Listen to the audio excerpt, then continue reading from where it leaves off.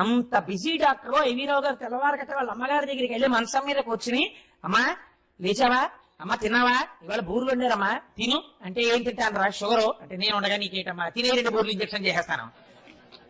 రావు గారి మాటలకి బతికారు వాళ్ళ అమ్మగారు చాలా కాలం. అది సంస్కారం అంటే. కాబట్టి అమ్మా అని అనగలగాలి. నీ శరీరము అన్నవికారము. ఆ తల్లి శార్వాణి అయి నీకు అన్నం పెడుతోంది, పంట పండిస్తోంది. నా స్వామి అనుగ్రహం చేత అగ్నిహోత్రుడు పాచకుడై నీకు అన్నం వండాడు. నువ్వు తినేటప్పుడు ఒక్కసారి అన్నపూర్ణ అనకుండా తింటే నువ్వు కృతజ్ఞుడమైపోయావు.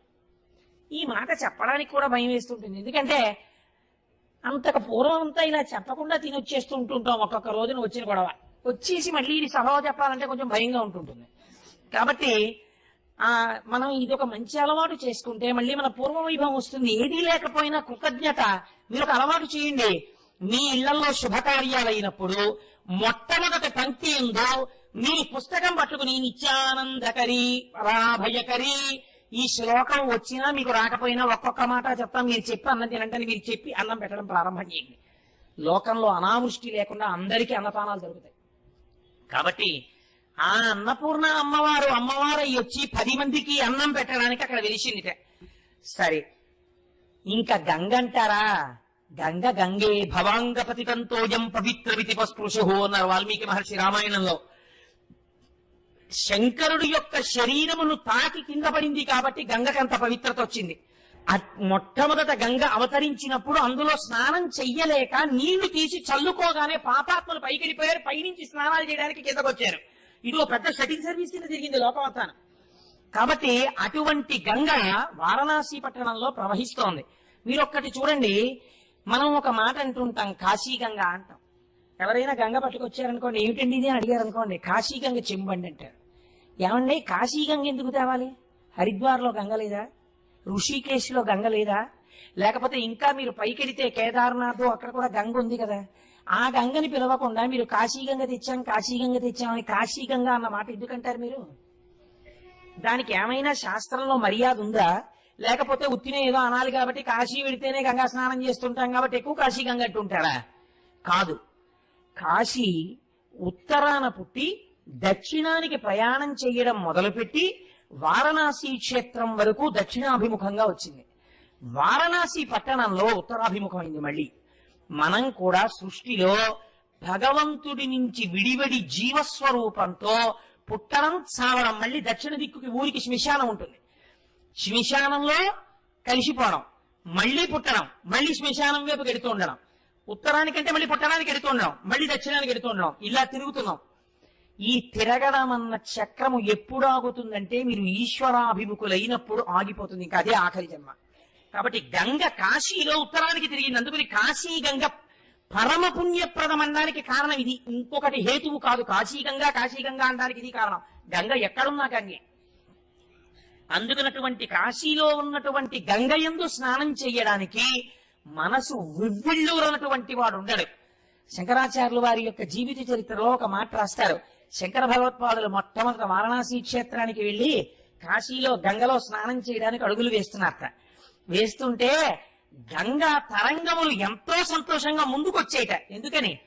ఆనాడు ఎవరు తల మీద పట్టి ఇంత పవిత్ర నన్ను చేసి లోకము యొక్క పాపములు కడగడానికి కావలసిన శక్తిని కటాక్షించాడో వాడిప్పుడు లోకమునకు మర్యాద నేర్పడం కోసమని చెప్పి నిముక్తి మార్గాన్ని ఉపదేశం చెయ్యడం కోసమని ఒక గురువుగా వచ్చి వాడే నా యందు స్నానానికి వస్తున్నాడని పొంగిపోయింది ఆ రోజున గంగా తరంగాలు.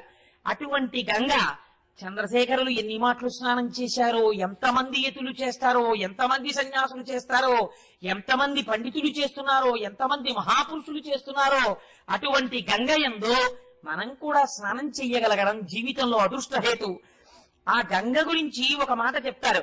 కాశీ గంగ గురించి ఉవ్విళ్ళూరి కాశీలో గంగా స్నానానికి వెళ్ళాలి, గంగా స్నానానికి వెళ్ళాలి, గంగా స్నానానికి వెళ్ళాలి అనుకుని అనుకుని అనుకుని వెళ్ళలేక, జీవితంలో వెళ్ళడానికి మార్గం దొరకక ఇక వెళ్ళలేనన్న స్థితి వచ్చేసినటువంటి వాడు కన్నుల నీరు కారుతుండగా అయ్యో గంగా స్నానానికి వెళ్ళలేకపోయానని ఆ గంగా స్నానంబున కేగంగా లేని మనుజుడెంత యుధమితో ఓ గంగా గంగాదిని సాగంగా బాయగలడు సర్వాధములన్. కాశీ గంగకి శక్తి వెళ్ళలేకపోయాను, విశ్వేశ్వరుణ్ణి చూడలేకపోయాను, కాశీలో గంగలో స్నానం చెయ్యలేకపోయాను అని బెంగ పెట్టుకుని అదే పనిగా అయ్యో అయిపోతోంది ఆయుర్దాయం, నేను వెళ్ళలేకపోయానని ఆ గంగా స్నానంబునకే గంగా లేని మనుజుడెంత యుధమితో బాధతో ఓ గంగా గంగాయని సాగంగా, మనిషి సాగిపోవడం అంటే విపరీతమైన కోరికతో గంగా గంగా గంగా గంగా అని మనసులో పరితపించిన వాడికిట బాయగలడు సర్వాఘములం. అలా పరితపించిన వాడు గంగా స్నానం చేసినటువంటి ఫలితాన్ని ఇచ్చి పాపాలు తీసేస్తాడు. ఇది గంగ గొప్పతనం, కాశీ గంగది. మీరు వెళ్ళి స్నానం చెయ్యక్కర్లేదు, ఒంట్లో ఓపికండి కూడా ఈ శ్లోకం చెప్పమని కాదు. ఏ కారణం చేతనో కాశీ వెళ్ళలేకపోయి ఇక ఈ శరీరముతో నేను కాశీ వెళ్ళలేననేటటువంటి స్థితి అనుకోకుండా ఏర్పడిపోతే అలా పరితపించిన వాడికి గంగా స్నాన ఫలితం ఇచ్చి పాపాలు తీస్తారన్నారు. మీకు ఇంకో చిత్రం తెలుసా అండి? పోతన గారు భాగవతంలో చెప్పారు. పరీక్షిత్ గంగా ఆ ఒడ్డున ప్రాయోపవేశం చేసినప్పుడు గంగ దగ్గరికి వెళ్ళి ఇలా నిలబడగానే అమ్మా గంగా స్నానానికి వచ్చానమ్మా అంటే చాలట, అమ్మా నీలో మునక వేద్దామని వచ్చానమ్మా అంటేట అమ్మా అని పిలిచిన నరు ప్రమ్మా అని ముక్తి కడకు గుర్తువట. లిమ్మా నీ రూపముతో రమ్మా నాకెదురంగ గంగ రమ్యతరంగా అంటారు పోతన గారు. నాకెంత ఇష్టమో ఈ పద్యం అంటే నిజంగా. పరీక్షిత్ అంటాడు ప్రాయోపవేశం చేసే ముందు అమ్మా అని పిలిచిన నరు పొమ్మా అని ముక్తి కడకు గుర్తువట. ఆ గంగ దగ్గరికి వెళ్ళి అందుకే గంగమ్మ గంగమ్మ అంటారు. మీరు చూడండి, కృష్ణమ్మ గోదావరమ్మ నర్మదమ్మ అలా అనం సాధారణంగా. గంగమ్మ గంగమ్మ అంటాం. గంగమ్మ వచ్చిందండి, గంగమ్మ ముంచెత్తిందండి అంటాం. సీతాదేవి అంతటిది గంగానది దాటే ముందు మొక్కుకుంది అట్నుంచి క్షేమంగా తిరిగి వచ్చాక కళ్ళు గడవలు ఇస్తానని. కాబట్టి ఆ గంగమ్మ అమ్మ అమ్మ అంటాం. గంగకి చెల్లింది. పాపం అమ్మ భరించాలి, గంగ భరించాలన్నారు. కాబట్టి ఆ గంగ ఉన్నదే అమ్మా అని పిలిచిన నరు ఎంతటి పాపాత్ముడైనా సరేట నమ్మి అమ్మా నువ్వు నన్ను రక్షించగలవమ్మా అని అమ్మా అంటే చాలట పొమ్మా అని ముక్తి కడకు గుర్తువట. పో అని ముక్తి ఇచ్చేస్తుంది, పాపాలు తీసేస్తుంది స్నానం చేస్తే. ఏమిటి హాయిగా ఇలా మునకేస్తే చాలు, తీసవతల పారేస్తుంది పాపాలని. కాబట్టి అమ్మా అని పిలిచిన నరు పొమ్మా అని ముక్తి కడకు గుర్తువట. లిమ్మా నీ రూపముతో రమ్మా నాకెదురంగ గంగ రమ్యతరంగా. అమ్మా ఒక్కసారి ధవళ వస్త్రధారివై సాకారముగా నాకు ఒక్కసారి కనపడమ్మా అంటాడు పరీక్షిత్. కనుక భగవద్గీత కించిది గీత గంగాజల్లవ కణికా పీత సహృదపియేన మురారి సమర్చ క్రియతే తస్య యమేన నచర్చ అన్నారు మహానుభావుడు శంకరాచార్యుల వారి భజగోవిందంలో.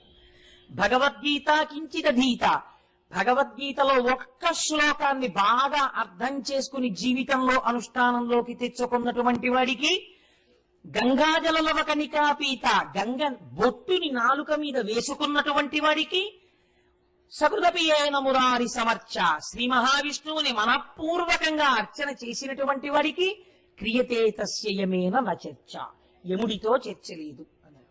ఎందుకుండదు? అసలు వాళ్ళు రారు కాబట్టి. వాళ్ళు వస్తే ఏమిటంటే భయంకరమైన రూపాలు చూసి రా రా అంటే నేను బాబాయ్ నేను రానంటాడు. చక్కగా శివ పార్షదులో విష్ణు పార్షదులో వచ్చారనుకోండి, ఎంత ఆనందంతో వాళ్ళని చూస్తుండడంలోనే వాళ్ళతో కలిసిపోతాం. కాబట్టి చర్చ లేదంటే మోక్షం పొందుతాడు అని. కాబట్టి ఆ గంగా స్నానం అంత గొప్ప గంగా స్నానం. అసలు చిత్రం ఏమిటంటే భారతీయుడిగా పుట్టినటువంటి ప్రతివాడు ఒక్క కోరిక కోరుకుంటాడు. నా శరీరం పడిపోయిన తరువాత ఈ అస్థికలు గంగా నదిలో నిమజ్జనం అవ్వాలని కోరుకుంటాడు. నాకైతే అనిపిస్తుంది అసలు ఈ భారతదేశంలోనే కాదు ఎక్కడెక్కడ చనిపోయినటువంటి ఎన్ని కోట్ల మంది యొక్క అస్థికలు గంగా నదిలో నిమజ్జనం అవుతున్నాయో. నేను ఒకసారి ఆశ్చర్యపోయానండి. నాతో చాలా మంది ఉన్నారు.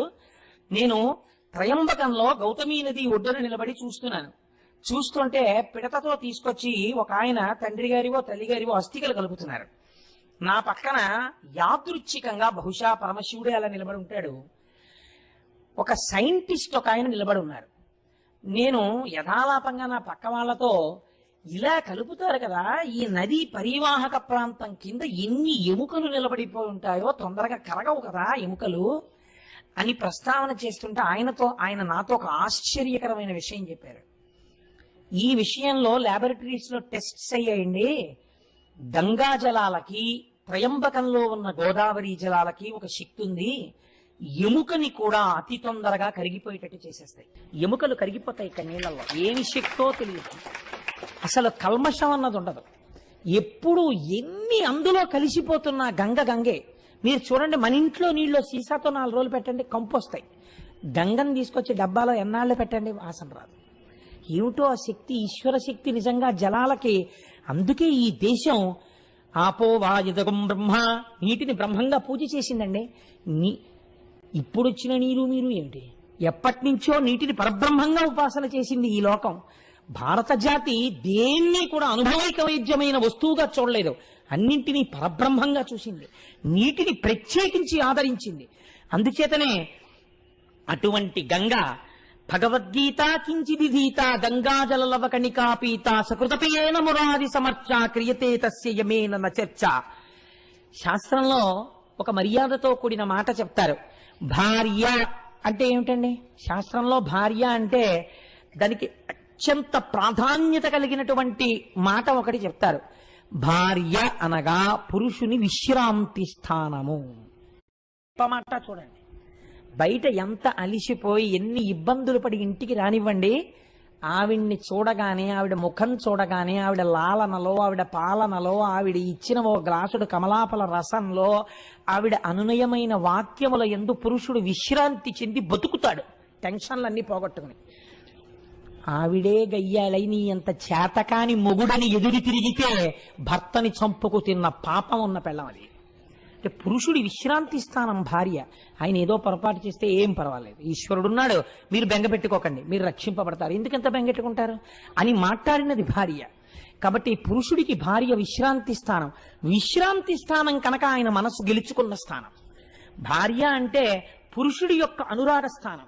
ఆయన అనురాగం అంతా ఎక్కడుంటుందంటే ఆవిడ యందు మాత్రమే ఉంటుంది. నివర్తయ మనోమర్త స్వజనే క్రియతామ్మనః అంటుంది సీతమ్మ.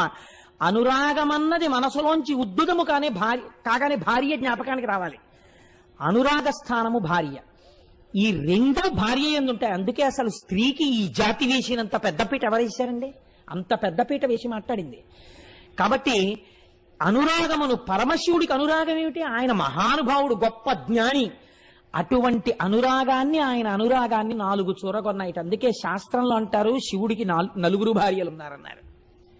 అదేమిటండి శివుడికి 4 భార్యలు ఏమిటన్నారు? ఆయన అనురాగాన్ని 4 చూరగొన్నారట. ఒకటి గౌరి ఒకతే, ఆకాశ గంగ ఒకతే, కాశీ ఒక్కతే, దక్షిణ కాశీ ఒకతే, 4 శంభునకు లోక నాయకునకు రాణి వాసంబులను రాగ రసము పేరుని. రాగరసం చేత, అనురాగం చేత, ప్రేమ చేత, ఆయన యొక్క హృదయాన్ని చూరగొనడం చేత ఈ 4 భార్యాస్థానాన్ని పొందేట. ఎవరు? గౌరి ఒక్కతే. ఆ అమ్మ పేరు చెప్పకపోతే ఇంకేమైనా ఉందా? ముందు గౌరీదేవి. మీరు విందురుగాని ఎదరా ఎందుకు అసలు గౌరీనామం వచ్చిందో, పెళ్లిళ్లలో గౌరీ తపస్సు ఎందుకు చేస్తారో చెప్తాను విందురుగాని. గౌరి ఒక్కతే, ఆకాశ గంగ ఒకతే. పక్కన ప్రవహిస్తున్నటువంటి ఆ గంగ అంటే శంకరుడికి అంత ఇష్టంట. కాశీ ఒక్కతే, తన చేత నిర్మింపబడిన కాశీపట్టణం అంటే ఆయనకు అంత ఇష్టంట. అందుకే వ్యాసుణ్ణి చెప్పించాడు. కాశీ ఒక్కతే, దక్షిణ కాశీ ఒకతే, దక్షారామం అంటే ఆయనకు అంత ఇష్టంట. మన అదృష్టం అండి, 1 అరగంట వెళ్ళిపోతే దక్షిణ కాశీ వెళ్ళిపోతాం. దక్షారామం అంటే ఆయనకు అంత ఇష్టంట. శ్రీనాథుడు చెప్పాడు మహానుభావుడు.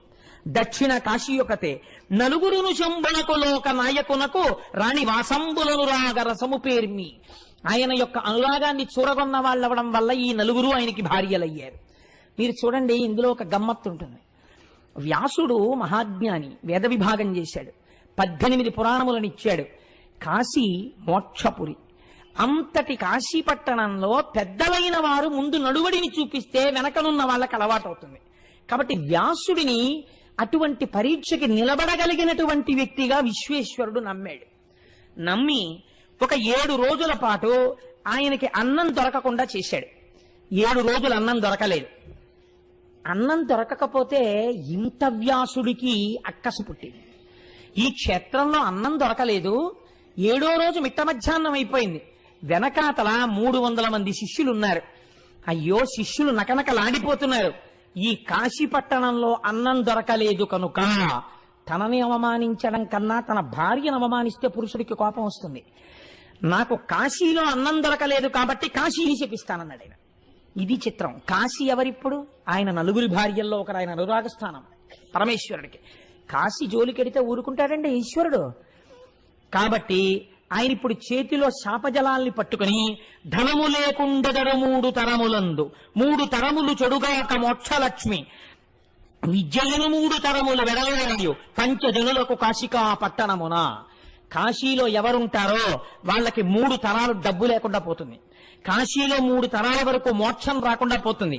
కాశీలో 3 తరాల వరకు విద్య లేకుండా పోతుంది. కాశీలో ఉన్న వాళ్ళకి, కాశీలో ఉన్న వాళ్ళు ఎవరైనా సరే ఇదే గతి పడుతుంది అన్నాడు. అప్పుడు ఏమవుతుంది? కాశీలో ఉన్న వాళ్ళందరూ వెళ్ళిపోతారు. కాశీ అంటే పండిత స్థానం అండి. అటువంటి కాశీ నిర్జనం అయిపోతుంది.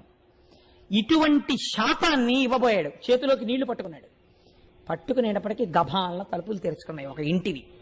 అందులోంచి ఒక 50 సంవత్సరాల స్త్రీ పసుపచ్చటి ముఖంతో విజయవాడ కనకదుర్గమ్మ ఎలా ఉంటుందో అలా ఇంత బొట్టు పెట్టుకుని ఇలా చెయ్యెత్తేటప్పటికి చేతుల గాజులు కనకనలాడుతుండగా పారాణి పెట్టుకున్న పాదాలతో పసుపచ్చటి పట్టుచీర కట్టుకుని బయటికి వచ్చి పక్కనే ఉన్నటువంటి వేరొక యవ్వనంలో ఉన్న చెలికెత్తె మీద భుజం మీద చెయ్యి వీసి ఒక్కతే పరపురుషుడితో మాట్లాడకూడదు కనుక ఆవిడంది నోరు తెరిచి, భిక్షలేదని ఇంత కోపింతూరయ్యా, కాశికా పట్టణము మీద కనినేయ.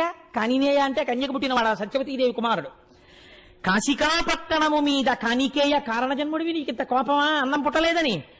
నీ మనశుద్ధి తెలియంగ నీలకంఠుడు ఇంత చేసను కాక కూడేమి బ్రాతి. నీ మనశుద్ధిని లోకానికి తెలియజేయడం కోసమని నీలకంఠుడి పరీక్ష పెట్టాడు. తట్టుకోలేకపోగా కాశీ పట్టణాన్ని శిపిద్దాం అనుకుంటున్నావా? ఎంత అమాయకుడివయ్యా వ్యాసుడా నువ్వు. శ్రీ విశాలాక్షి బంగారు త్రిడ్డునందు అమృతపాయసమసగున అభ్యాగతులకు కాశికాపురి మధ్యాహ్న కాలమనగా వినియు నెరుగవే ఆతిథ్య వేళలందు. ఏం వినరా వ్యాసా నువ్వు? మధ్యాహ్నం అయ్యేటప్పటికి కాశికా పట్టణంలో ఉన్నటువంటి ప్రతి వాడికి విశాలాక్షి అయి ఇంతంత కళ్ళతో పిల్లలు అన్నంతో ఉన్న ఆకలితో ఉన్నారేమో అని చూడ్డానికి వచ్చింది అన్నపూర్ణ. ఇక్కడ పెద్ద పెద్ద కళ్ళతో చూసి బంగారు తెడ్డుతో అన్నం పెడుతోంది మధ్యాహ్నం. ఎక్కడ ఏ రూపంలో పెట్టినా అమ్మవారి పెడుతోంది కాశీలో. అటువంటి అన్నపూర్ణ వెలిసిన క్షేత్రంలో అన్నం దొరకకపోతే ఈశ్వరుడి యొక్క పరీక్ష అన్న ఆలోచన నీకెందుకు రాలేదయా? కాశీని చెప్పిద్దాం అనుకున్నావా? బుభుక్షిత కిన్న కరోతి పాపం. ఆకలితో ఉన్నవాడు ఏ పాపమైనా చేసేస్తాడనడానికి నువ్వే ఉదాహరణయా వ్యాస. కాశీపై కోపగింపక కాదు నీకు, ఎంత కోపించునో ఇంత కిందుమౌలి విప్రణవుగాన నేరము వెతుకతగదు భిక్షకొని రమ్ము మాటలు పెక్కులేలా. బ్రాహ్మణుడవయ్యా, నీ మీద నేను నిందారోపణ చేసి నువ్వు చేసింది మంచా చెడా చర్చ చేయకూడదు. దా లోపలికి. ఇటు అన్నం లేదని కదా నువ్వు ఇంత బాధపడిపోతున్నావు. వెళ్ళు, ఒక్కసారి గంగానది ఒడ్డుకెళ్ళి స్నానం చేసేసి మధ్యాహ్న కాలంలో చెయ్యవలసిన సంధ్యావందనం చేసి శివలింగానికి అభిషేకం చేసుకుని మీ శిష్యులతో రా, అన్నం పెడతాను అంది. ఏమిటి ఇంత మంచి భీతిగా చెప్తోంది ఈవిడ, అన్నం పెడతానని ఇంతమంది శిష్యులతో. పెడుతుందా అనుమానపడ్డారు ఆయన. సరే, ఇన్నాళ్ళకి పెడతానన్న మనిషి దొరికింది. వెళ్ళాడు, గంగా స్నానం చేశాడు, సంధ్యావందనం చేసుకున్నాడు, అభిషేకం చేసుకున్నాడు, తిరిగి వచ్చాడు. శిష్యులతో కలిసి వచ్చాడు. లోపలికి రమ్మందావిడ. అందరూ వచ్చి కూర్చున్నారు. పాత్రలు పెట్టారు. అన్ని పాత్రలు పెట్టేశారు. పరిశేచనానికి నీ చేతిలో ఔపోసన నీళ్లు పోసేస్తున్నారు. ఎక్కడా పొగలేదు, మంచి పోపులు పెడుతున్న సువాసన లేదు, వడ్డించడానికి గుండిగలు కదుపుతున్నటువంటి చప్పుడు లేదు, కూరలు అవి కదుపుతున్న గరిటెల తప్పుళ్ళు లేవు, ఓ పచ్చళ్ళలో పోపెట్టిన వాసన లేదు. మహానుభావుడు ఎంత దర్శనం చేశాడో శ్రీనాథ మహాకవి. వండిన చొప్పును పొగపు వాసనయున్ పొగపారు చందమున్ భాండ సమృద్ధి సంపదయు పాక విభూతియు సర్వమంగళం. ఏమిటా? ఓ గిన్నెల చప్పుడు లేదు, ఓ పచ్చడికి పోపు వాసన లేదు, ఓ కూర వాసన లేదు. అండజయాన రిత్త ప్రియమాడెను. అండజయాన అంటే హంస నడకలగలిగినటువంటి తల్లి రిత్త ప్రియమాడెను. అబద్ధం చెప్పింది మనకి. ఏం లేదు ఇంట్లో పెట్టడానికి. ఇలా అంటోందేంటి? నేడును భోజనంబు లేకుండుట కాననయ్యే. ఇవాళ కూడా మనకి భోజనం లేదు, ఆకులే ఉంటాయంతే అనుకున్నాడు. అసితోత్పల గంధియు ఏమి మాయయో. ఈ నల్ల కలువ లాంటి కళ్ళున్నటువంటి ఈవిడ ఎందుకు ఇలాంటి పని చేసిందో మనకి అనుకున్నాడు. అంతే. ఇలా ఔపోసన నీళ్లు చేతిలో పట్టుకున్నారంటే ఆ ముత్తైదువ యాజ్ఞ విప్ర నికరం వాపోషణం బెత్తినం సామర్థ్యం వది ఎట్టిదో నిఖిలమన్ సంపూర్ణమై పత్ర పాత్రీ మధ్యంబున పిండి వంటకములున్ దివ్యాన్నముల్ షడ్ర సామాగ్రి రుచి మత్పదార్థ చేయముల్ సంధిల్లె నొక్కుమ్మడిన్. ఇలా పట్టుకునేటప్పటికీ అరిటాకు నల్లగా మత్సపడేటట్టు పొగలు కక్కుతున్న తెల్లటి అన్నం, కూరలు, పచ్చళ్ళు, పిండి వంటలు, నోటితో నాకేటటువంటి పదార్థాలు, తాగే పదార్థాలు, భక్ష్య భోజ్య లేఖ్య చోష్యములు అన్నిటితో కూడా పైన నెయ్యి అధికారం చేయబడినటువంటి ఇన్ని పదార్థాలతో విస్తరి కనపడింది. అమ్మయ్యా ఎంత చిత్రమయ్యా, ఏమిటివిడే అలా నిలబడి ఓ నవ్వు నవ్విందంటే అందరి విస్తరణలోకే అన్నాలు వచ్చేసాయి. ఏమీ ఆశ్చర్యం అనుకుని తింటున్నారట. కానీ అనుకున్నారు ఏమిటి, మారు పట్టారేమిటి, పప్పు పట్టు రావాలి కదా, అయ్యా ఇంకొంచెం పప్పు వేసుకుంటారా అనాలి కదా అనుకుని ఇలా పప్పు కలుపుకుంటూ ఒకడు అనుకున్నట్ట, ఇంకొక ఇంత పప్పు ఉంటే బాగుండు, ఇలా తలెత్తి చూద్దామంటే ఎవరు వడ్డించేవాళ్ళు కనపట్టలేదు అనుకున్నట్ట. ఎవ్వడే పదార్థమింతేని చింతించు అతనికా పదార్థమంతా కలిగి అరిటి ఆకు మీద అవతారమై ఉండు ఇట్టి మహిమ చూడమెన్నడేని. అంత పప్పు వచ్చేసేదిట. ఇలా పప్పులా కలుపుకుంటూ ఇంకొంచెం నెయ్యి ఉంటే బాగుండు, కమ్మని నెయ్యి వచ్చేసేది, కలిపేసుకుని తినేసేవాడు. కూర ఇలా కలుపుకుని అబ్బా ఎంత బాగుంది అరటికాయ ఆవబెట్టిన కూర, ఇంకొక మొక్కుంటే బాగుండు అనేటప్పటికి ఇంకో ఇంత ఆవతో అరటికాయ కూర వచ్చేది, అది కలిపేసుకునేవట. ఎవడు ఎంతంత తిందామనుకుంటే అంతంతా వచ్చింది. అంటే ఏంటి, మీకేమిటి అర్థం అవుతోంది దీన్ని బట్టి? వడ్డించిన విస్తట్లో ఆకరణ పదార్థం ఉండిపోకూడదు. ఎవడు ఎంత తినాలని అనుకున్నాడో అంత పదార్థం వచ్చింది కాబట్టి ఆకరణ విస్తళ్లలో అన్ని పదార్థాలు అయిపోయి. మా గురువుగారు విస్తట్లో భోంచేస్తే మా ఆవిడ ఇప్పటికీ అంటుంటుంది, గురువుగారు భోజనం చేసినట్టు ఎవరు చెయ్యగలరు అని. వేసిన ఆకు ఎలా ఉంటుందో మా గురువుగారి భోజనం అయిపోయినాకు అలాగే ఉంటుంది. కాబట్టి అంత అందంగా తినగలగాలి. అది ఈశ్వరోపాసన చేసిన వాడి భోజనం కూడా అలా ఉంటుంది. దేవతార్చన కదండి అది. కాబట్టి ఎవ్వడే పదార్థమింతేని చింతించు అతనికా పదార్థం అంత కలిగి అరిటి ఆకు మీద అవతారమయ్యుండు ఇట్టి మహిమ చూడమెన్నడేని. ఎక్కడన్నా చూశామయ్యా ఇలాంటి మహిమ? చక్కగా తినేశారు, ఉత్తరాపోసం పట్టేశారు, చేతులు కడిగేసుకున్నారు, సంతోషంగా వెళ్ళి ఇదిగో ఇక్కడ విశ్రాంతి మంటపంలో అందరూ హాయిగా కూర్చోండి, భక్తాయాసంతో ఉన్నారు కదా అంది. శిష్యులతో కలిసి వ్యాసుడు కూర్చున్నాడు. ఆవిడ అన్నపూర్ణ. ఇప్పుడు ఆవిడ భర్తతో కలిసి వచ్చింది. చూడండి అమ్మవారి అనుగ్రహం ఇది. ముందు శివుడికి తెలిస్తే శాపం పెడతాడు కాశీ వదిలిపోమ్మని. ఆకలితో బిడ్డ వెళ్ళిపోతాడేమో అని ముందు అన్నం పెట్టేసి శంకరుణ్ణి తీసుకొచ్చింది. శివా విశ్వస్య భేషజీ అండ్ అందుకే రుద్రం లోకాన్ని బతికించడానికి ఆవిడ హేతువు మా అమ్మ కనుక.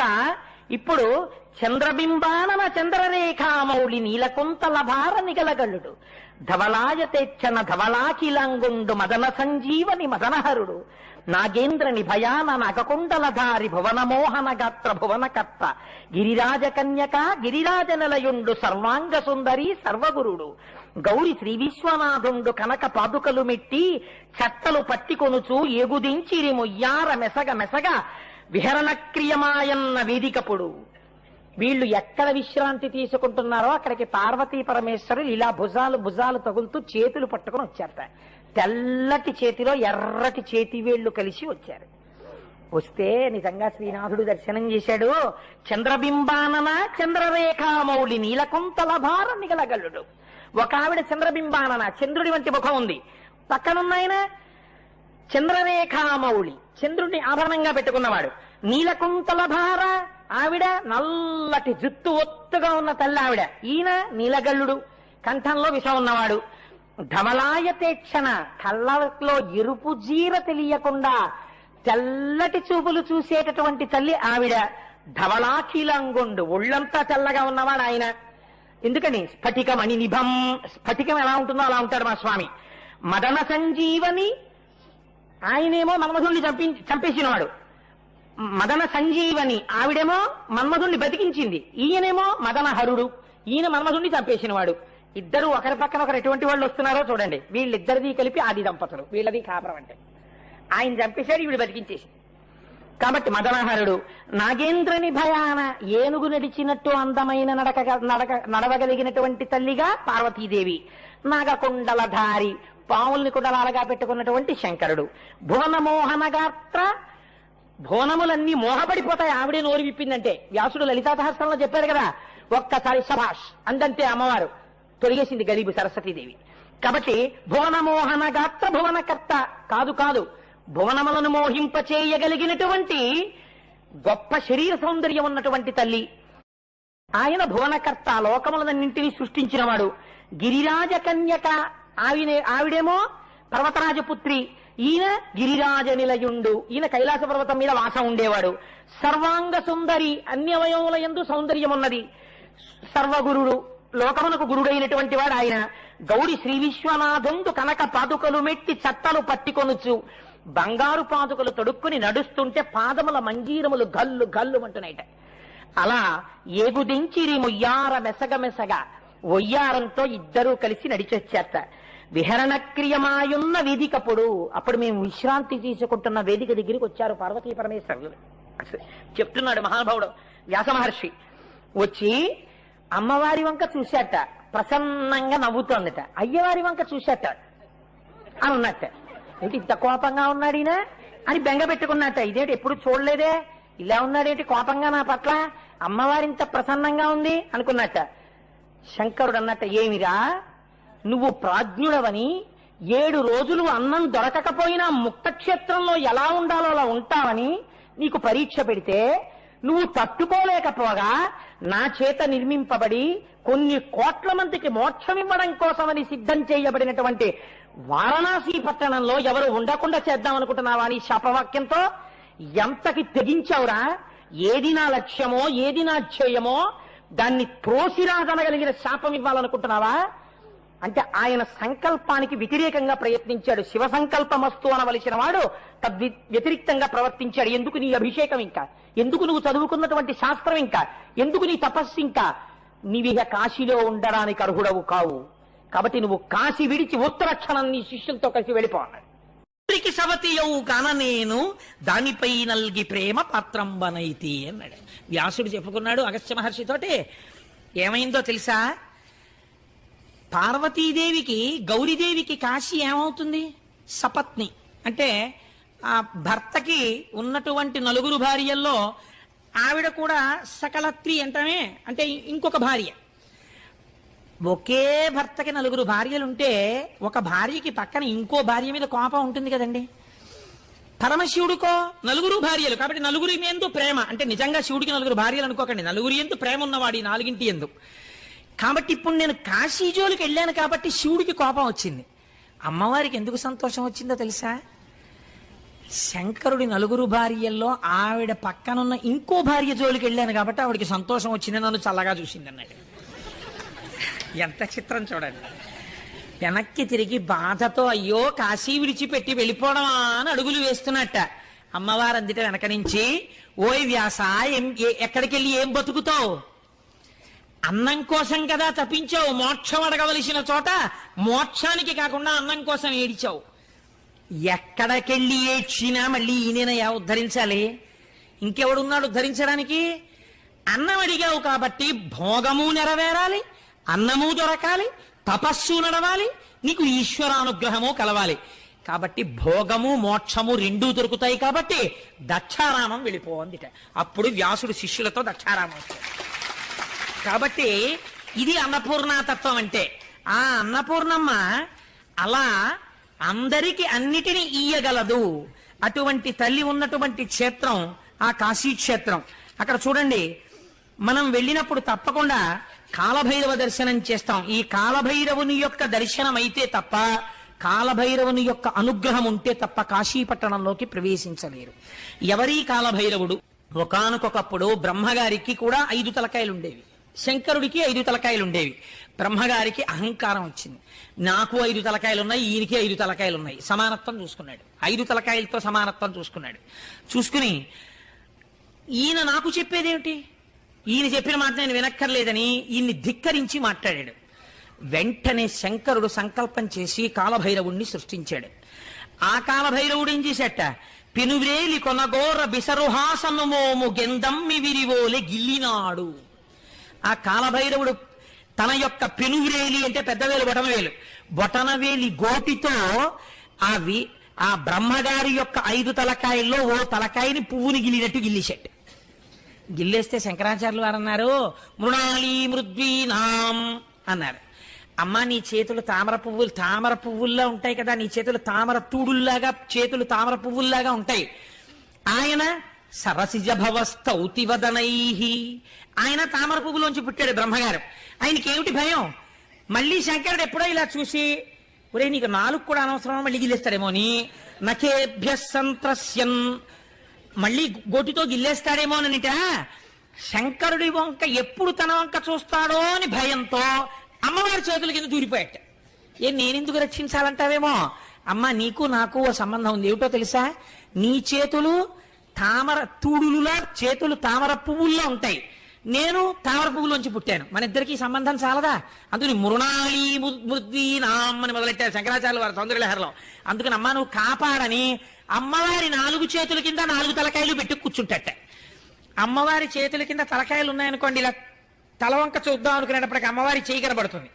కనబడితే స్ఫురద్గండాభోగ ప్రతిఫలిత తాటంక యుగళం చతుశ్చక్రం మన్యే తవ ముఖమిదం మన్మదరథం యమారుహ్యద్రుహ్యత్కవనిదమర్కేందుచరణం మహావీరోమార ప్రమదపతయే సంజితవతే. ఆవిడ స్వాధీన వల్లభ, ఆవిడ చెయ్యి కనపడగానే మురిసిపోయి దృష్టి ఇంకోవైపు పెట్టేస్తాట. కాబట్టి అమ్మా నీ 4 చేతుల కింద 4 తలకాయలు అప్పటి నుంచి దాచుకున్నారమ్మా బ్రహ్మగారు అన్నారు మహానుభావుడు శంకర భగవత్పాదాచార్య స్వామి. అలా ఏ మహానుభావుడు తన బొటనివేలి గోటితో చతుర్ముఖ బ్రహ్మగారి యొక్క 5వ సరస్సు గిల్లేశాడో అది కాలభైరవ అవతారం. వీటి పెద్ద తలారి దిశమల వేల్పు కర్రి వీడాశూన్య కటికోపుర ద్వార పరిరక్షకుండు కాలభైరవుండు. ఆయన వారణాసి పట్టణానికి అంతటికీ కూడా కాపలాదారు అయి ఉంటాడు. ఆయన అనుగ్రహం లేకుండా లోపలికి వెళ్ళలేరు. కనుకనే కాలభైరవ దర్శనం చేసి విశ్వేశ్వర దర్శనం చేయడం చాలా ఉత్తమం. విశ్వేశ్వర దర్శనం చేసి కాలభైరవ దర్శనం చేయడం కన్నా కాలభైరవ దర్శనం చేసి విశ్వేశ్వర దర్శనం చేయడం మరింత పూర్ణత్వాన్ని ఇస్తుంది. ఎందుచేతంటే ఆయన అనుగ్రహాన్ని అపేక్షించి వెడితే చాలా సంతోషిస్తాడు. కనుక అది కాలభైరవుడు. అలాగే మీరు చూడండి, మనకి కాశీపట్టణంలో తప్పకుండా చూడవలసినటువంటి సూర్యశక్తి ఒక చోట కేంద్రీకృతమై ఉన్నది. దీన్ని లోలార్కుడు అని పిలుస్తారు. ఈ లోలార్కుడు గురించి ఒక మాట చెప్తారు. తస్యార్కస్య మనో లోలం యదాసీత్ కాశీదర్శనే అతో లోలార్క ఇత్యాఖ్య కాశ్యాం జాత వివస్వతః. తులసీ ఘాట్ దగ్గర స్నానం చేస్తే తులసీ ఘాట్ ఎదురుగుండా ఉన్నటువంటి గోడ మీద పెద్ద చక్రం ఒకటి ఉంటుంది. ఆ చక్రాన్ని మీరు దర్శనం చేస్తే ద్వాదశాదిత్యుల యొక్క శక్తి కూడా ఎప్పుడెప్పుడు కాశీ వెడదామా అని తాపత్రయపడి కాశీ వచ్చాట. అలా కాశీ వెడదామని తాపత్రయపడి వచ్చి వెలిసినటువంటి సూర్యశక్తి అక్కడ ఉన్నటువంటి చక్రం మీద ఉన్నది కనుక లోలార్కుడని పిలుస్తారు. ఆరోగ్యం భాస్కరాదిచ్చేత్. ఆ తులసీ ఘాట్ గోడ మీద ఉన్నటువంటి ఆ లోలార్క బింబానికి, ఆ చక్రానికి నమస్కారం చేస్తే, గంగా స్నానం చేసి ఆరోగ్యం కలుగుతుంది. అలాగే కాలభైరవుడు ఎలా రక్షిస్తాడో కాశీపట్టణాన్ని వారాహి అలా రక్షిస్తుంది. నాకు జ్ఞాపకం ఉన్నంత వరకు రాజేంద్ర ప్రసాద్ ఘాట్ అనుకుంటాను కాశీలో. రాజేంద్ర ప్రసాద్ ఘాట్లో స్నానం చేసి మీరు పక్కనే ఉన్న ఇరుకు సందులోంచి వెడితే వారాహి దేవాలయం ఉంటుంది. వారాహి మొన్న మనం శరన్నవరాత్రులు చేసినప్పుడు ఇక్కడ మనం పూజా మందిరంలో పెట్టాం, మీరు చూశారు. ఆ అమ్మ సరస్వతీ స్వరూప, అమ్మవారి సర్వసైన్యాధిపతి ఆవిడ. అటువంటి వారాహి చీకటి పడగానే కాశీపట్టణంలో తిరుగుతుంది.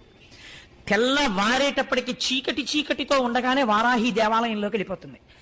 కాశీపట్టణంలో ఉన్నటువంటి వారాహి మూర్తి అంత ఎత్తునుంటుంది. అక్కడ పూజ చేసేటటువంటి అర్చకులు కూడా బిక్కుమంటూ వెడతారు గుళ్ళోకి. తెల్లవారుజాము 4 గంటలకి వెళ్ళి అసలు అమ్మవారిని ఇలా ఎదురుకుండా నిలబడి పూర్ణంగా పైనుంచి కిందకి చాలా మంది చూడలేరు, అసలు అలా ఉంటుంది వారాహి. కనుక ఏం చేస్తారంటే అర్చకులు లోపలికి వెళ్ళి తెల్లవారే లోపలే గబగబా పూజ చేసి నైవేద్యం పెట్టేస్తారు. ఎందుకంటే ఆవిడ పడుకుంటుంది పగటిపూట, రాత్రి మళ్ళీ లేచి కాశీలో తిరుగుతుంది. అమ్మవారిని చూడడానికి వారాహి దేవాలయం స్లాబ్ మీద కన్నాలు ఉంటాయి. వాటికి మీరు కొంచెం దూరంగా వెళ్ళి ఆ కన్నంలోంచి చూస్తే వారాహి కనపడుతుంటుంది. మీరు పూర్ణంగా వారాహిని చూడలేరు, శక్తి సరిపోదని దేవాలయం లోపలికి పంపరు వారాహి దగ్గరికి, పైన కన్నంలోంచి చూడాలి. అటువంటి వారాహి కదిలేటటువంటి తల్లి. ఆ వారాహి దర్శనాన్ని మీరు వారణాసి పట్టణంలో చేస్తే ఈశ్వరుడి వైపుకి బుద్ధి తిరుగుతుంది. వారాహి అంటే వీర్య సమృద్ధినియ్యగలిగినటువంటి తల్లి. కేవల కామ్యము చేత నష్టమైపోకుండా ఈశ్వరానుగ్రహము వైపుకి బుద్ధిశక్తిని ప్రవేశపెట్టగలిగినటువంటి తల్లి. రెండవది ఆదికేశవుడు. తప్పకుండా కాశీలో చూడవలసినది పాదోదకంబను ప్రథమ తీర్థంబున ఆదికేశవుడన అధివసింతు. ఎన్నో విష్ణువాలయాలు ఉన్నాయి. మొట్టమొదట వచ్చి అక్కడ నివాసం ఏర్పరచుకున్నటువంటి విష్ణువాలయానికి ఆదికేశవాలయం అని పేరు. ఆ ఆదికేశవాలయాన్ని దర్శనం చెయ్యాలి. తర్వాత డుంఠి గణపతి అని ఒక గణపతి ఉంటారు. మనకంటే ఇక్కడ సాధారణంగా ఏంటంటే నల్లగా వదిలేస్తూ ఉంటారు మూర్తిని. అసలు నేను ఒక మాట అంటే మీరు నన్ను క్షమించండి, ఇక్కడ చాలా గణపతి దేవాలయాలు మీరు చూసి మీరు తమిళనాడు వెడితే మనకి సిగ్గేస్తుంది. ఏమిట్రా మనం చేస్తున్నటువంటి పూజ ఇక్కడ. అందుకే ఆంధ్రదేశం ఇన్ని వనరులున్న వృద్ధిలోకి రాలేదు. ఏ వనరులు దీంతో పోలిస్తే సమానంగా లేని తమిళనాడు విద్యాపరంగా, పారిశ్రామికంగా, ఐశ్వర్యంలో అంత దిట్టయిపోయింది. స్వాతంత్రం రాకపూర్వమే మెట్రోపాలిటన్ సిటీ అయిందంటే అక్కడ చేసే ఉపాసన అలా ఉంటుంది. మనకి శాస్త్రంలో ఒక మర్యాద ఉంది. ప్రాతస్మరామి గణనాథ మనాథ బంధుం సింధూర పూర పరిశోభిత గండ యుగ్మం ఉద్దండ విఘ్న పరికండ నచండ దండ మాఖండలాది సురనాయక బృంద వంద్యం.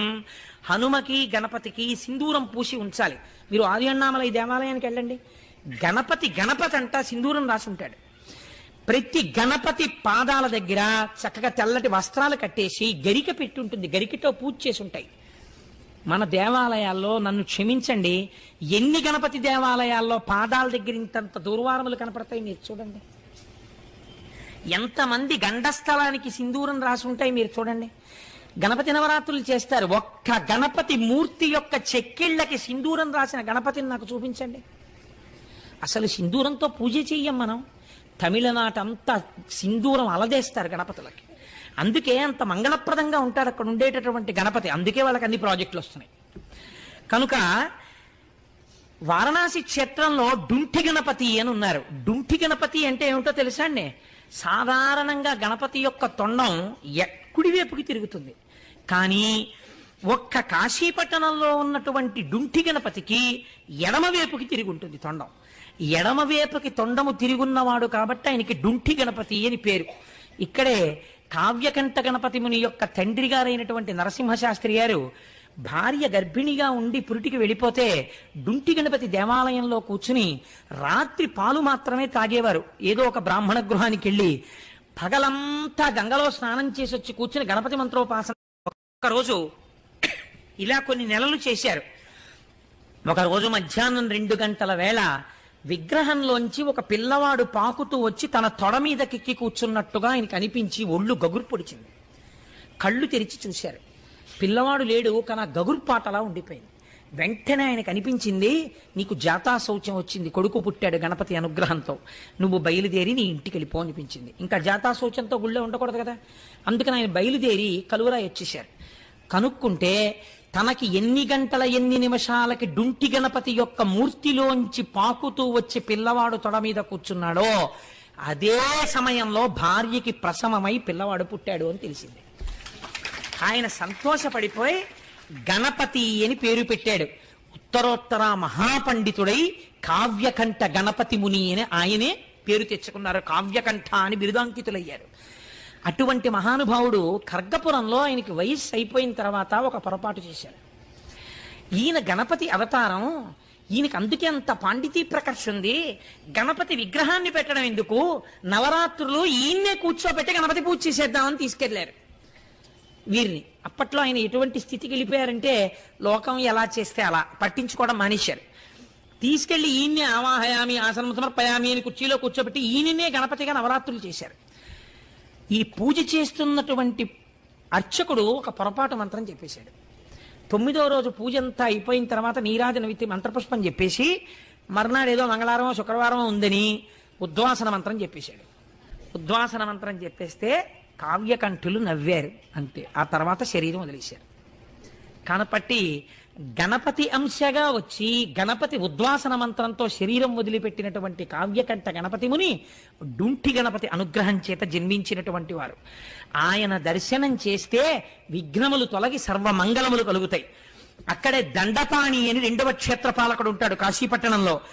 భరించునాతండు పాణిపల్లవమున వెండుకట్టులతోడి దండయష్టి వసించునాతడు వారాణసీపుర ప్రాకార గోపుర ప్రాంత భూమి ధరించునాతండు తత్తారకూట రుక్వరి పాటలఛాయ బ్రల్లజడలు సవరించునాతడు సతతంబు రుద్రాక్ష భూషా విభూతి త్రిపుండ్రకములు సౌమ్య రూపంబు వహించు సజ్జనులకు పాపముతులకు వికృత రూపంబు దాల్చు పింగళాక్షుండు దీర్ఘ గంభీరమూర్తి చండికాపతి ప్రమధుండు దండపాణి. అక్కడ హరికేశుడు అనబడేటటువంటి ఒక యక్షుడు ఈశ్వరానుగ్రహం చేత రెండవ ప్రమథగణాల్లో చేరి ప్రమథగణములకు నాయకుడై రెండవ క్షేత్రపాలకుడిగా ఆ స్థితిని పొందాడు. ఆయన చేతిలో వెండికట్లుతో ఉన్నటువంటి బెత్తం పట్టుకుని ఉంటాడు. విభూతి పిండికట్లు పెట్టుకుని రుద్రాక్షాలని సవరించుకుంటూ ఉంటాడు. పాపాత్ములకి భయంకరంగా కనపడతాడు, ఈశ్వర భక్తులకి ప్రసన్నమూర్తిగా కనపడతాడు. ఆయన రెండవ క్షేత్రపాలకుడు. మనకి కాశీ విశ్వేశ్వర క్షేత్రానికి ఆయన సన్నిధికి దక్షిణంగా ముక్తి మంటపము అని ఒక మంటపం ఉంది. కాశీకి సంబంధించినటువంటి చిత్రం ఏమిటంటే విశ్వేశ్వరుడి యొక్క దర్శనం చేసి మీరు ప్రత్యేకమేమీ పట్టుకెళ్ళక్కర్లా, అక్కడే ఉన్న గంగలో నీళ్లు తీసుకెళ్లి ఆయన తల మీద పోసేస్తే చాలు. శివుని శిరమున కాశిన్ని నీళ్లు జల్లి పత్తిరి సుమంతనెవ్వారు పారవయిచు కామధేనువు వానింటి గాడి పశువు అల్ల సురశాఖ వానింటి మల్లె చెట్టు. ఆయన యొక్క ఆ కారుణ్యం అటువంటిది. ఇటువంటి శివలింగానికి మీరేం చేస్తారు? వెళ్ళి అభిషేకం చేయడమే. అన్నపూర్ణమ్మని మీరేం చేస్తారు? నమస్కారం పెట్టి అమ్మా ఎప్పుడూ అన్నానికి లోటు రాకుండా చూడండమే. అందరూ అన్నం అడిగారు.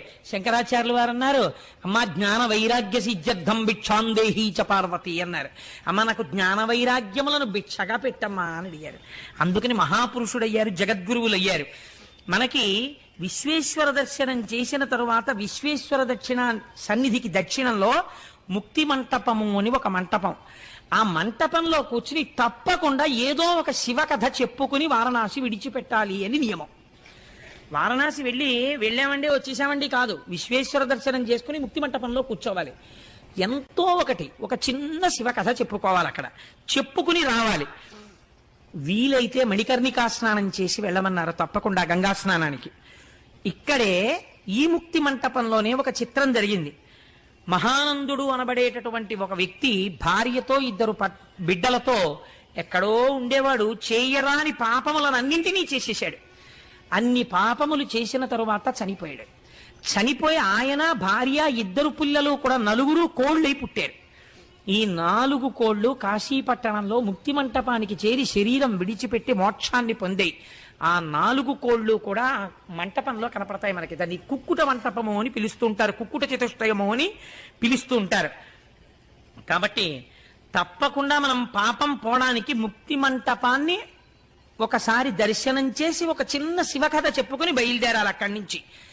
మనకి కాశీ వెళ్ళలేకపోతే ఏ కారణం చేతనైనా కాశీ వెళ్ళలేకపోతానన్న వాడి కోరిక తీరడానికి ఏదైనా మార్గం వెళ్ళవలసిన క్షేత్రం. మనుష్య జన్మనెత్తినవాడు కాశీ వెళ్ళవలసిందే. ఒకవేళ ఏ కారణం చేతనైనా కాశీ వెళ్ళకపోతే ఏం చెయ్యాలి అంటే శాస్త్రం అంది 5 కాశీలు ఉన్నాయి. ఈ 5 కాశీలలో కనీసం ఏదో ఒక కాశీకి వెళ్ళాలి. 1 కాశీ ఉన్నటువంటి వారణాసి, 2 కేదారము కేదార క్షేత్రానికి వెళ్ళాలి, 3 శ్రీశైలము, 4 శ్రీకాళహస్తి, 5 పట్టిసము. మనం ఆ పట్టిసం అన్న తీర్థం మనకి దగ్గరలోనే ఉంది. అక్కడ వీరభద్రుడు దక్షయజ్ఞ ధ్వంసం చేసేసిన తరువాత దేవతలందరినీ తెగటార్చినటువంటి నెత్తుటితో కూడిన ఖడ్గాన్ని ఆ పట్టిసం దగ్గర ఉన్నటువంటి నదిలో కడిగేట. చేతిలో పట్టుకున్నటువంటి ఖడ్గాన్ని, రక్తంతో కూడిన ఖడ్గాన్ని అక్కడ కడిగాడు కాబట్టి ఆ క్షేత్రానికి పట్టిసం అని పేరు వచ్చింది. కాబట్టి 5 కాశీలే. ఓపిక లేకపోతే, ఓపిక ఉంటే కానివ్వండి, ఓపిక ఉంటే కాశీ వెళ్ళాలి. ఓపిక లేకపోతే ఈ 5 కాశీలలో కనీసం 1 కాశీ అయినా జన్మాంతరంలో చూడాలి. మన అదృష్టం చూడండి, ఆంధ్రదేశంలో శ్రీశైలం, శ్రీకాళహస్తి, పట్టిసం 3 క్షేత్రాలు ఉన్నాయి. 3 కాశీలు మన ఆంధ్రదేశంలో ఉంటే అసలు కాశీ ఉత్తర భారతదేశంలో ఉంది. కాబట్టి మనం ఎంత భాగ్యవంతులం. అయితే వారణాసి గురించి చెప్పినప్పుడు రెండింటిని తప్పకుండా ప్రస్తావన చెయ్యవలసి ఉంటుంది. వారణాసి నేను ఎంత చెప్పినా విడుతుందంటే అది నేను ఎంతకని చెప్పగలను. కాబట్టి ఎక్కడో అక్కడ ముగించాలి. విశాలాక్షి అని ఒక అమ్మవారిని చూస్తాం. విశాలాక్షి అంటే బాగా కన్నులు తెరిచి చూసేటటువంటి తల్లి. ఈ అమ్మవారినే శంకరాచార్యులు వారు సౌందర్యలహరిలో ఒక శ్లోకం చెప్పారు. దృశాద్రాఘీయస్యాదరదలిత నీలోత్పల రుచ దవీయాంసం దీనం స్నపయ కృపయా మమపి శివే అనేనాయం ధన్యో భవతి నచితే హానిరియత వనేవా హర్ణ్యేవా సమకర నిపాతో హిమకరహ అన్నారు. అమ్మవారుట ఈ బ్రహ్మాండములు ఎంతవరకు ఉన్నాయో అంతకన్నా ఎక్కువ దూరం ఆకర్ణాంత విశాల నేత్రములు కదా, ఇక్కడ వరకు ఉంటాయి కదా కళ్ళు. ఇక్కడ వరకు కళ్ళుంటే అసహ్యంగా ఉండదా అండి అంటారు చాలా మంది. మీరు ఒక్కసారి ఎప్పుడైనా భీమవరం వెళ్ళి మావుళ్ళమ్మ తల్లి అని ఉంది అమ్మవారు. నేను అక్కడ చూసి ఆకర్ణాంత విశాల నేత్రములు అంటే అమ్మవారి కళ్ళు ఇక్కడ వరకు ఉంటాయి. ఇక్కడి వరకు అమ్మవారి యొక్క కళ్ళు ఉంటే అసలు నిజంగా ఎంత అందంగా ఉంటుందో చూడాలంటే మీరు మావుళ్ళమ్మ తల్లిని చూడండి ఒకసారి భీమవరం వెళ్ళి. అయ్య బాబోయ్ ఏమిట్రా ఈ స్వరూపం, ఏమందనరా అనిపిస్తుంది. ఆవిడ 2 కళ్ళు ఇలా బ్రహ్మాండం అంతా తిప్పుతూ చూస్తుంటుందిట. ఎవరు అమ్మా అని పిలుస్తారో అలా పిలిచారా పరిగెత్తి వెళ్ళిపోవాలి ఆవిడ రక్షించాలంటే. నఖైర్నాక స్త్రీణాం కరకమల సంకోచతిభి తరుణాం దివ్యానాం హసతి యువతే చండిచరణౌ ఫలాని స్వస్యేభ్య కిసలయ కరాగ్రేణ దదిత దరిద్రేభ్యో భద్రాం శ్రియమనిశమహ్నాయ దదతౌ అంటారు శంకరాచార్యులు వారు. అమ్మ మాకు భయం ఏమిటమ్మా, మేము ఎక్కడున్నాం ఒక్కటే మాట చెప్తాం అమ్మా అంటాం అంతే. నువ్వు ఇలా చూస్తావు మా వంక రక్షించేస్తావు, నీ కన్నులతో నీ చూపులతో రక్షిస్తావమ్మా. చాప పిల్లల్ని పోషించినట్టు, తాబేలు తాబేటి పిల్లల్ని పోషించినట్టు నువ్వు నీ చూపులతో మమ్మల్ని పోషిస్తావు కనుక అమ్మా నువ్వు విశాలాక్షివి. మా ప్రయత్నం అక్కర్లేదు, నువ్వే చూసుకుంటుంటావు పిల్లల్ని. అమ్మ చూడండి వంట చేస్తూ ఉంటుంది, అటు తిరిగి వంట చేస్తూ ఆ వంకాయలు తరుక్కోవాలి అందనుకోండి, పిల్ల గబగబా తెచ్చి కత్తిపీటెట్టుకుని వంకాయ తరగబోతుంది అనుకోండి, వద్దు అంటుంది ఎక్కడ చేయి కోసుకుంటుందో అని. అటు వంట చేసుకుంటున్నా ఇటు పిల్లల్ని ఒక కంట జాగ్రత్తగా చూసుకునే అమ్మలా కాశీలో వెలిసి ఉన్నా తన కళ్ళు విశాలంగా చూస్తూ తిప్పుతూ తన బిడ్డలందరినీ చూసుకుంటుంది. ఆ బ్రహ్మకీట జననీ కదా అటువంటి తల్లి ఆ విశాలాక్షి. ఆ విశాలాక్షి దర్శనం చేయకపోతే మనం కృతజ్ఞులం అయిపోవండి. అక్కడే శ్రీచక్రేశ్వరుడు ఉన్నాడు మహానుభావుడు. భాస్కరాచార్యులు వారు ఆ లలితా సహస్రనామ స్తోత్రానికి వ్యాఖ్యానం చేస్తున్నారు. మహాచతుషష్టి కోటి యోగిని గణసేవిత అని ఒక నామం ఉంది. 64 కోట్ల మంది పరివార దేవతల చేత స్తోత్రం చేయబడుతుంది లలితాపరా భట్టారికా స్వరూపం. ఒడ్డున కూర్చుని ఉంటే అక్కడ కుంకుమానంద స్వాముల వారని చెప్పి నేను చాలా కాలం అయింది ఆ పేరుని కరెక్టే చెప్పాను అనుకుంటున్నాను. కుంకుమానంద స్వామి వారి శిష్యులు భాస్కరాచార్యుల వారిని వచ్చి అడిగారు, 64 కోట్ల పరివార దేవతలు అంటున్నారు కదా వాళ్ళ పేర్లు చెప్పండి అన్నారు. అంటే భాస్కరాచార్యుల వారు అన్నారు, మీరు ఇవాళ సాయంకాలం సంధ్యావందనం చేసుకుని రండి, నేను స్నానం చేసి కూర్చుంటాను, మీరు విందురు గాని చెప్తానన్నారు. ఇంతమంది బ్రాహ్మణులు వచ్చి గంగ ఒడ్డున కూర్చున్నారు, ఈయన కూడా స్నానం చేసి కూర్చున్నారు. వింటారా అన్నారు. వింటామన్నారు. అమ్మవారికి నమస్కారం చేశారు భాస్కరాచార్యుల వారు. 64 కోట్ల మంది దేవతలు ఆకాశంలో కూర్చుని తమ తమ గురించి తామే చెప్పుకోవడం మొదలెట్టారు. హడిలిపోయారు విన్నవాళ్ళందరూ. అటువంటి భాస్కరాచార్యుల వారు మహానుభావుడు లలితా సహస్రనామ స్తోత్రానికి వ్యాఖ్యానం పూర్తి చేసిన తరువాత మనం కాశీ విశ్వేశ్వరుడి దేవాలయంలోంచి బయటికి వస్తే ఎడం పక్కన ఒక గుడి ఉంటుంది. ఆ గుడిలోకి మీరు లోపలికి వెళ్ళగానే కుడి చేతి పక్కకి తిరిగి కొంచెం లోతుగా ఉంటుంది. అక్కడికి వెడితే శివలింగం మీద శ్రీచక్రం వేసి ఉంటుంది. ఆ శ్రీచక్రంతో కూడినటువంటి శివలింగాన్ని నా చేత లలితా సహస్రనామ స్తోత్ర భాష్యం అమ్మవారు చేయించిందని కృతజ్ఞతతో భాస్కరాచార్యుల వారు ప్రతిష్ఠ చేసినటువంటి శివలింగం ఆ శివలింగం. దాని యందు అమ్మ అయ్యా కలిసి ఉన్నారు. వెళ్ళి నమస్కరిస్తే ఎంత పొంగిపోతుందో తల్లి. ఎన్ని చిత్రాలు కాశీపట్టణంలో ఇలాంటివి. మీకు ఇవన్నీ ఒకెత్తు, ఒకటి నేను చెప్పకుండా పూర్తి చేస్తే నేను కాశీ గురించి ప్రసంగమే చెయ్యని వాడిని అవుతాను. కాశ్యాంతు మరణాన్ ముక్తి. కాశీలో చచ్చిపోతే చాలు మోక్షం వస్తుంది. వస్తుందా? అలా ఎలా వస్తుంది? నిజంగా వస్తుందా అన్న వాళ్ళకి కాశీలో మోక్షం ఎలా వస్తుందో, ఎంత అనాయాస మరణం దొరుకుతుందో, కాశీలో చచ్చిపోయిన వాళ్ళకి మోక్షం ఇస్తానని పరమేశ్వరుడు చేసిన ప్రతిజ్ఞ ఎలా నెరవేర్చుకుంటాడో మీరు అవధరించండి. ఆయుర్దాయం అయిపోయి ఇంకా ఊపిరి అందక ఆయాసంతో కొట్టుకుంటూ ఒళ్ళంతా చెమటలు పట్టేసి నేల మీద పడిపోతే అయ్యయ్యో కింద పెట్టేయండి కింద పెట్టేస్తే అది మనుష్యులే కాదు పిపీలి కాదు పర్యంతంలో ఏదైనా సరే కొట్టుకుంటుంటే అందామంటే ఊపిరి అందకపోతే ఒళ్ళంతా చెమట్లు పట్టేసి కొడుకే వచ్చి నానా నానా అన్న వినపడక అయోమయావస్థలోకి వెళ్ళిపోతున్నటువంటి స్థితిలో అప్పుడు ఆ మరణావస్థ ఎంత భయంకరంగా ఉంటుందో అప్పుడు వీడు బెంగ పెట్టుకోకుండా ఎంత చిత్రం జరుగుతుందోట చూడండి. పాలిండ్లు కదలంగ పసపు పయ్యద వీచు అచలాధిపతి కూర్మి ఆడబిడ్డ. పార్వతీదేవి అటువంటి ప్రాణాలు వదిలిపెట్టడానికి సిద్ధపడిన వాళ్ళ దగ్గరికి ముందొచ్చి కూర్చుంటుందిట. అమ్మవారు కూర్చోగానే ధునోతుద్ధాంతం నస్తులిత దళితేందీవరవనం ఘనస్నిగ్ధశ్లక్షణం చికుర నికురంబం తవ శివే యదీయం సౌరభ్యం సహజముపలబ్ధం సుమనసో అంటారు శంకరాచార్యుల వారు. అమ్మవారి కురులకి సువాసనలు ఉంటాయి. ఆ సువాసనల్ని తాము పొందడం కోసం దేవతా వృక్షాల పువ్వులు అమ్మవారి కురులకి చేరాలనుకుంటాయిట. అటువంటి కురులు కలిగినటువంటి అమ్మవారు వచ్చి వాడి పక్కన కూర్చుంటుందిట. కూర్చునేటప్పటికీ అమ్మవారి చేతులకు పెట్టుకున్నటువంటి గాజుల యొక్క గల్లు వినపడుతుందిట. అమ్మవారి చరణ మంజీరపు ధనులు వినపడతాయిట. ఈ ప్రాణం పోతున్నవాడు ఎక్కడి నుంచి వచ్చిందిరా ఈ సువాసన, ఎక్కడి నుంచి వచ్చిందిరా ఇంత ఆనందం అని చూస్తాట. పాలిండ్లు కదలంగ పసపు పయ్యద వీచు అచలాధిపతి కూర్మి బిడ్డ. ఆ హిమవంతుడి కూతురు మా అమ్మ పార్వతీదేవి ఉందే, ఆవిడొచ్చి పక్కన కూర్చుని కాశీలో చచ్చిపోతున్నావురా, మా ఆయన ప్రతిజ్ఞ చేశారు నువ్వు బాధగా వెళ్ళకూడదని పవిట తీసి ఆ పవిటతో వీస్తుంది ఆ వెళ్ళిపోతున్న వాడికి. అమ్మవారి పవిట వీచినప్పుడు వచ్చినటువంటి గాలి తగలగానే వాడు సేద తీరి అబ్బా అని ఏ బాధ లేని స్థితిని పొందుతట.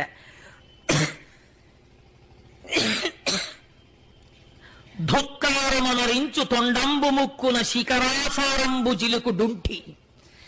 గబగబా వస్తాట డుంటి గణపతి. వచ్చి పక్కన కూర్చుని ఏనుగు తొండం యొక్క చివరి భాగం ఎప్పుడు చల్లగా ఉంటుంది. ఊపిరందక కొట్టుకుంటున్న వాడి ముక్కు దగ్గర ఇలా తడిపెడుతూ తన తొండంతో కాసేపులా గాలి విసురుతాట. విసిరేటప్పటికి ఎంత సేద తీరుతాడోట. ఇలా కళ్ళు విప్పి చూసేటప్పటికి ఇటు పక్కన మహానుభావుడు డుంటి గణపతి, ఇటు చూసేటప్పటికి చిరునవ్వు మోముతో ఇంత బొట్టు పెట్టుకుని మా అమ్మ పవిటతో గాలి విసురుతుందిట. ప్రత్యక్షమై వచ్చి భాగీరథి గంగ మృదుల హస్తము సాచి మెను నివురు. నాన్న బెంగ పెట్టుకున్నావా వెళ్ళిపోతున్నానని? చెమట పట్టిందా? ఒళ్ళు వేడెక్కిపోతుందా?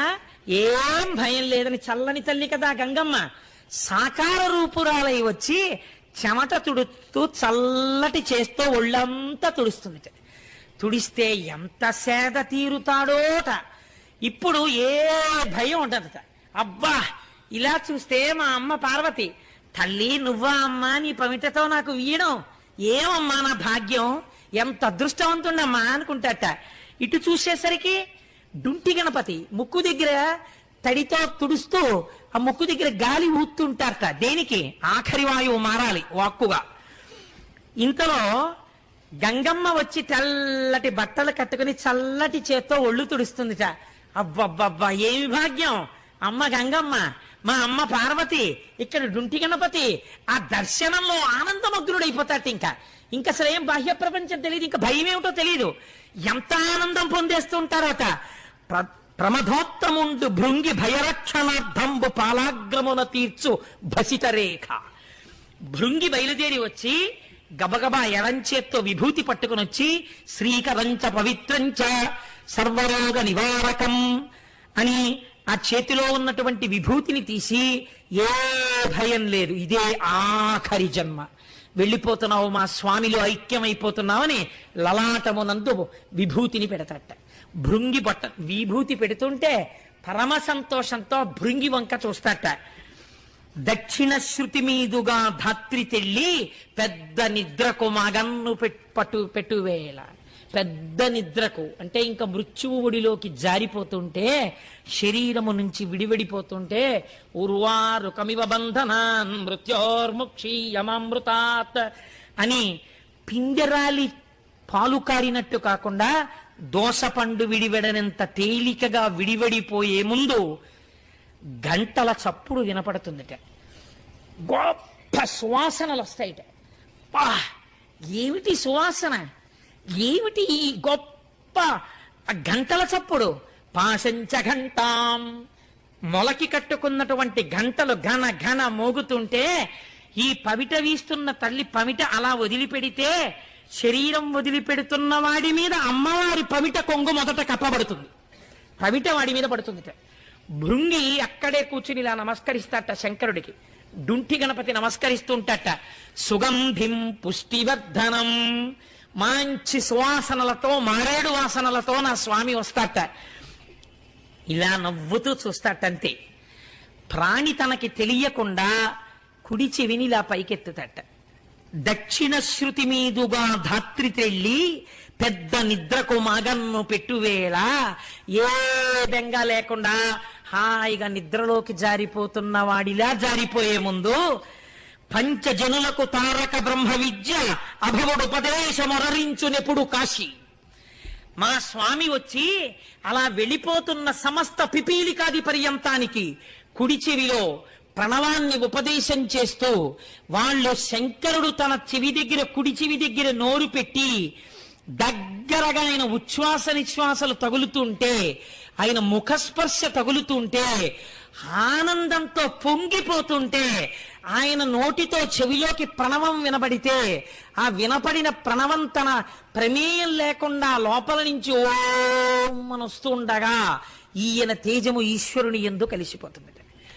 ఇలా కాశీలో సమస్త ప్రాణులు ఆయన యందే చేరిపోతున్నాయి. ప్రారంభమునందే ప్రతిజ్ఞ చేశాడో ఆ ప్రతిజ్ఞను ఇప్పటికీ నెరవేర్చుకున్నాడు. ఇలా జరుగుతుందా? రామకృష్ణ పరమహంసకు అనుమానం వచ్చింది. వెళ్ళి కూర్చుని ధ్యానమునందు దర్శనం చేశారు. చచ్చిపోతున్న చీమలు ఈగలు కూడా పక్కకి ద్రొల్లి కుడి చెవులు బయట పెట్టి చచ్చిపోతూ దర్శనం చేశారు. ఎన్ని ముఖాలతోటో సహస్రశీర్ష పురుష అనంతమైన రూపాలతో చీమలకి, బొద్దింకలకి, ఈగలకి, దోమలకి కూడా ప్రణవాన్ని ఉపదేశం చేస్తూ తనలో కలుపుకుంటున్నటువంటి శంకర దర్శనం కాశీపట్టణంలో రామకృష్ణ పరమహంస చేసి, మన పురాణములు మన శాస్త్రములు చెప్పినది పచ్చి నిజము. కాశీ కాశీయే. నీ పాప ధ్వంసము చేయగలిగినటువంటి కాశీ, కొన్ని కోట్ల జన్మల పాపాల్ని నశింపజేయగలిగిన కాశీ మన భరతఖండంలో. ఒక్క రాత్రి ఒక పగలు రైలెక్కితే అటువంటి గంగమ్మ, అటువంటి కాలభైరవుడు, అటువంటి డుంటి గణపతి, ఎన్ని ప్రాణులో ఈశ్వరుడిలో కలిసిపోతున్న దివ్యక్షేత్రం, సర్వ జగత్తు లయమైపోతున్నా తాను మాత్రం నిత్యముగా ఉండిపోయే పరమ పావన భూమి అటువంటి కాశీ. ఆ కాశీ మనం వెళ్ళకపోయినా ఇక్కడ కూర్చుని ఒక్కసారి ఆ కాశీ గురించి చెప్పుకుంటూ, ఇంతకన్నా భగవంతుణ్ణి నమ్ముకున్న వాడికి లోటు ఉండదనడానికి తర్కణం ఏమిటి? కాబట్టి మనందరం ఒక్కసారి ఆ కాశీ విశ్వనాథుడికి శరణు చెప్తూ గట్టిగా శ్లోకాన్ని చెప్పి ఇవాల్టి సభని పూర్తి చేద్దాం. ఇంత అదృష్ట సమయంలో ఈశ్వరుడు నోరిచ్చినా చెప్పకపోతే కృతజ్ఞులం అయిపోతాం. కనుక గట్టిగా చెప్పండి, దిక్కులు పిక్కటిల్లేటట్టు. వసంత ఆనందకందం హతపాప బృందం వారాణసీనాథనాథనాథం శ్రీ విశ్వనాథం శరణం ప్రపద్యే.